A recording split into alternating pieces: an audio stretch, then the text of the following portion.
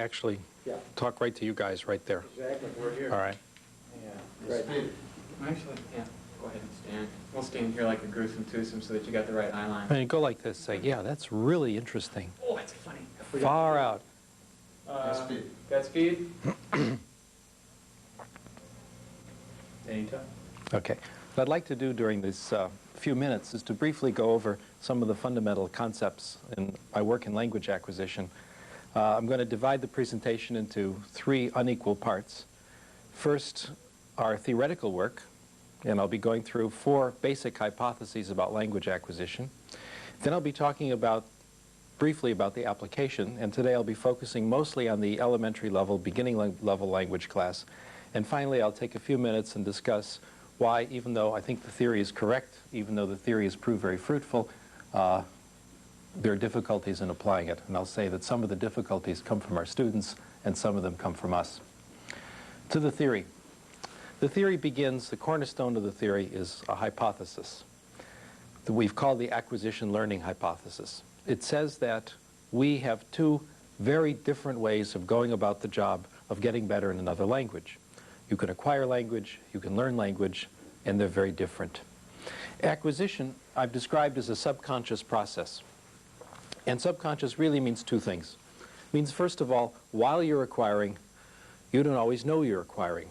It goes on below your level of awareness. For example, you're reading a book, you're listening to a conversation, you're listening to a presentation such as this one. You are, of course, listening to the presentation, you are reading the book, but without realizing it at the same time, you might be acquiring. Second, once you're finished acquiring, you're not always aware that anything has happened. A good demonstration of this is the universal experience we've had of hearing someone make a mistake in our own language.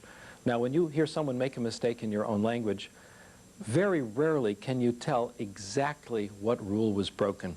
When I hear someone make a mistake in English, for example, my first language, most of the time I can tell what rule was broken. I have a PhD in linguistics, in grammar, in fact, which some people find a strange thing to have studied. But even despite all this training in grammar, I can't always tell exactly what rule was broken.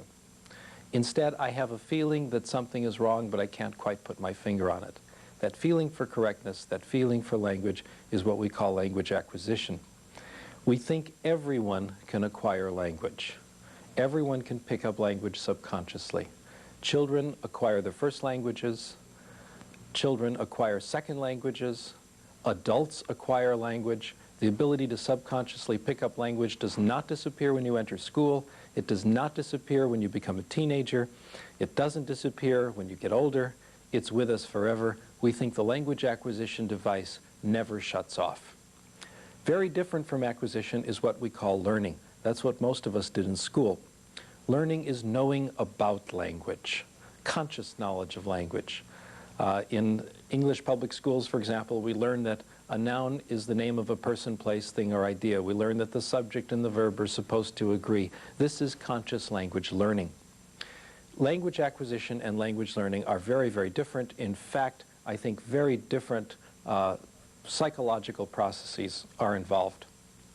Of the two, acquisition and learning, the research has been telling me that acquisition is far more important. Here's how we think they interrelate.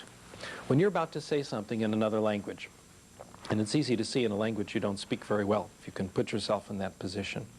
When you come out with a sentence easily, it comes from what you've acquired, not from what you've learned. All the rules that you learned in school do only one thing for you. They act as a monitor or an editor.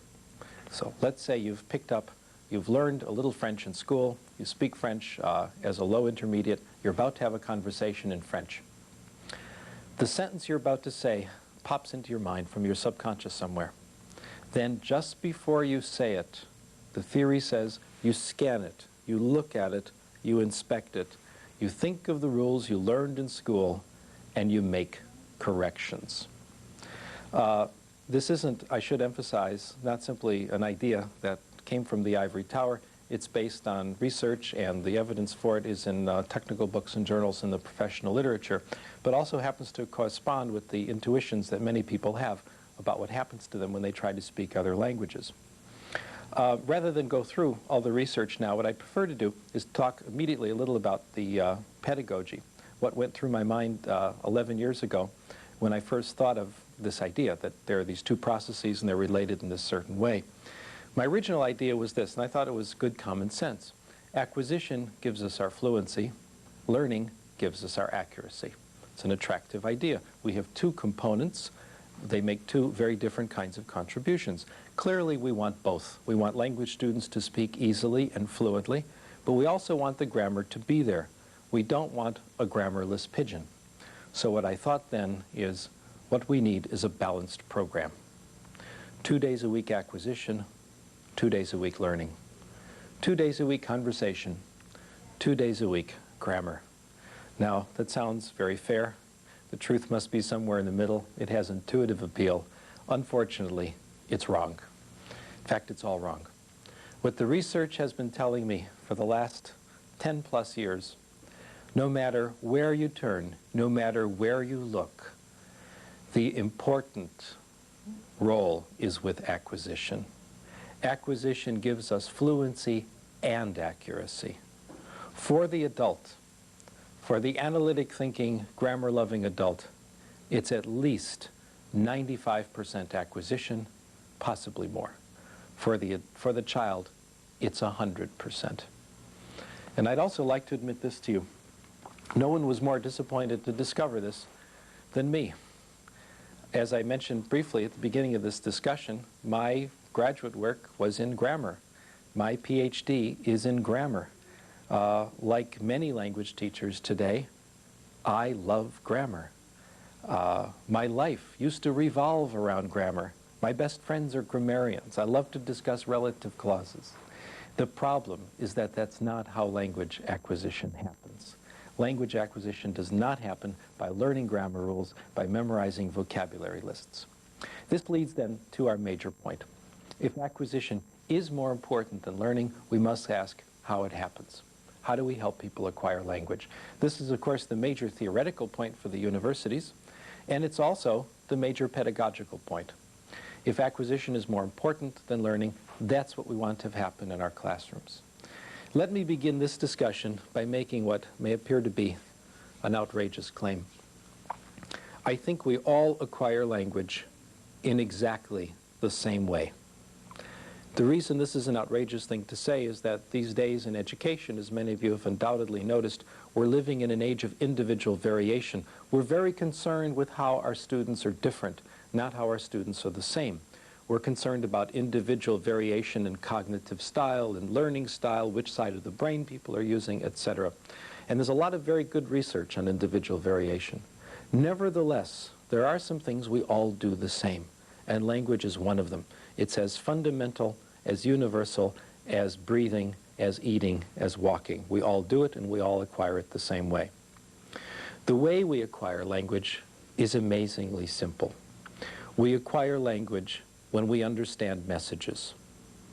When people speak to us in another language, and we understand what they say, or we read something in another language, and we understand the message, language acquisition will take place.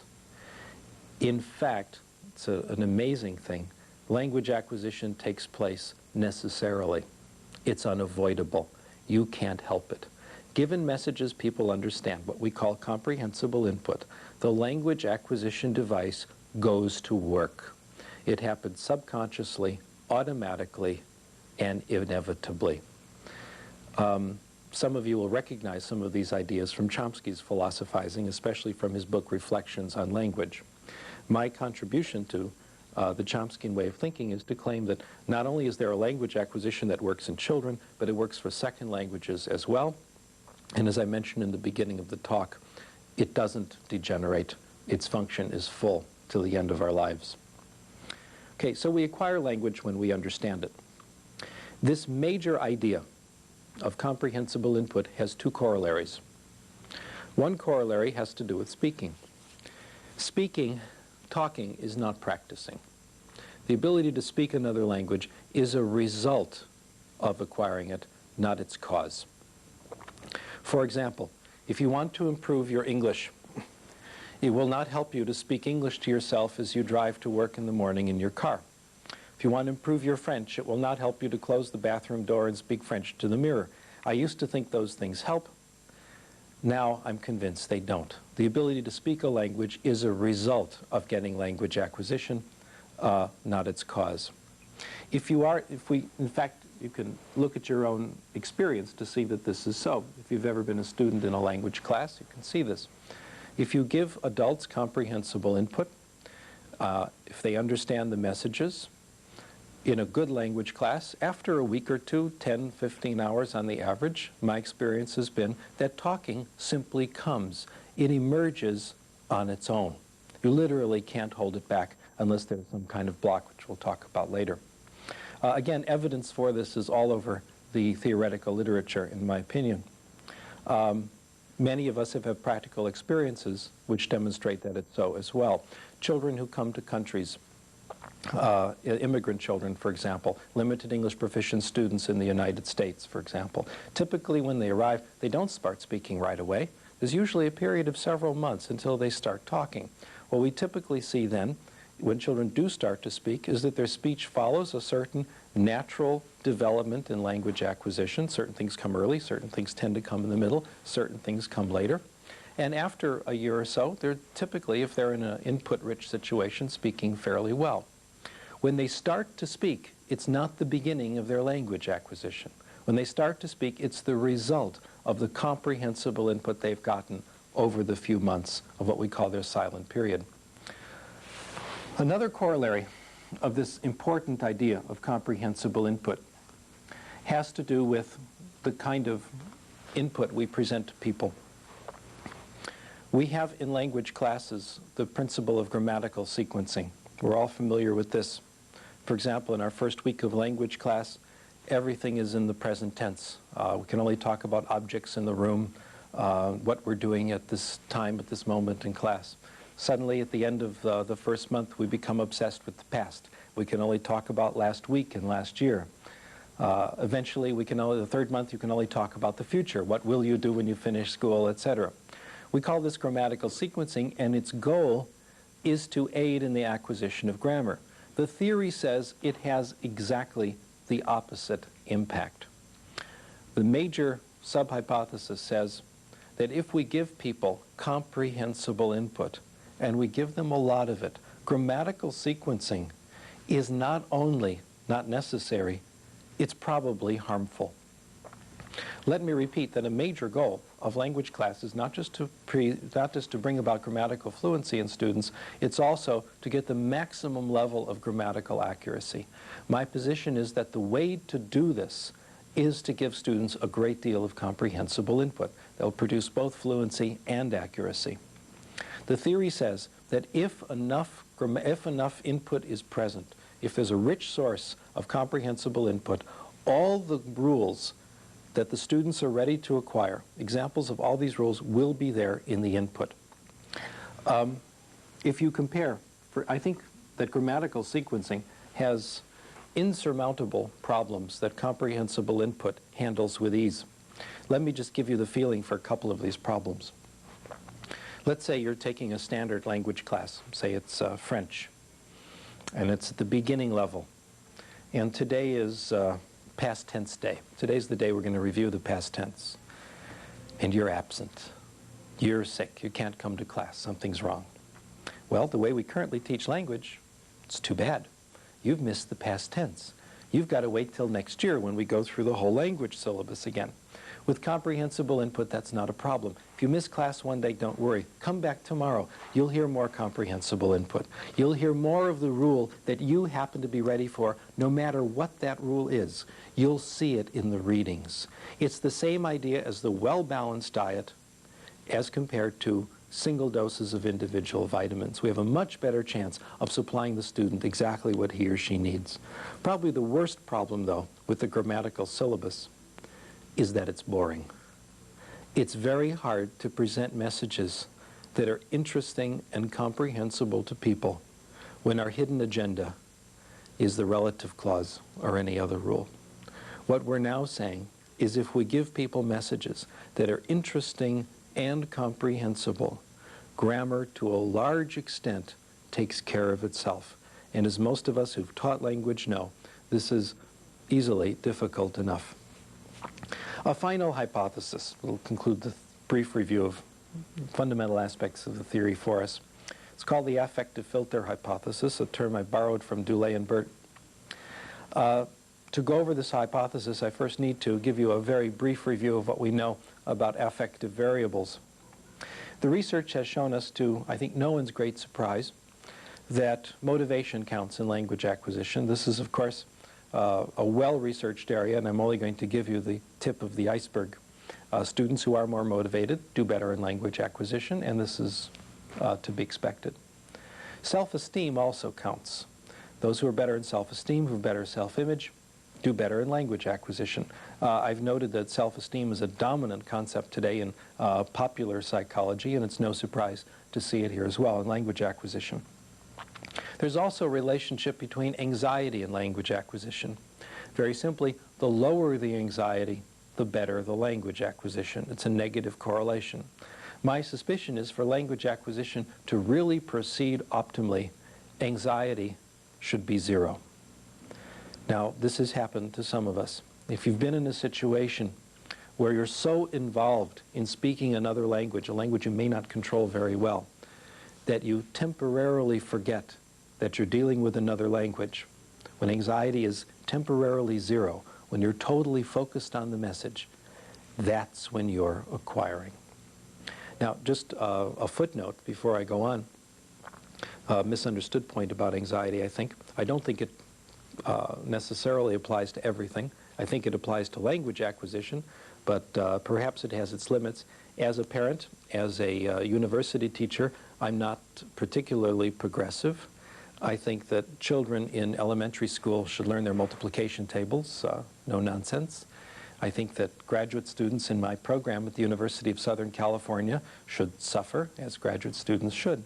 In other words, I've finally learned what they tried to teach me in educational psychology all those years ago, that the amount of anxiety or drive it takes to accomplish a task depends on the task. Some things require what we call facilitative anxiety. I don't believe in torture, but sometimes a little anxiety is good. Language acquisition, though, is different. For language acquisition, the pressure has to be off entirely. Frank Smith, in his discussion of what he calls sensitivity, says something very similar, and I think says it very well. He says for language acquisition to succeed, the acquirer